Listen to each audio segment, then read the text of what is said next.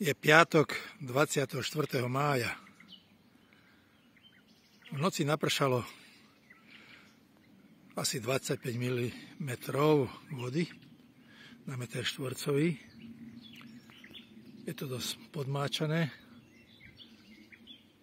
ale nedá sa nič robiť. Zajtra má byť celkom slušné počasie. Musím to zastriekať, lebo to začína kvitnúť. Chardonnay už kvitne a Riesling ten ešte nie, ale to je otázka 1-2 dní. Takže treba to ošetriť. Je veľká vlhkosť, je spárno. A pri tom kvitnutí to môže mať veľmi, veľmi zlé následky.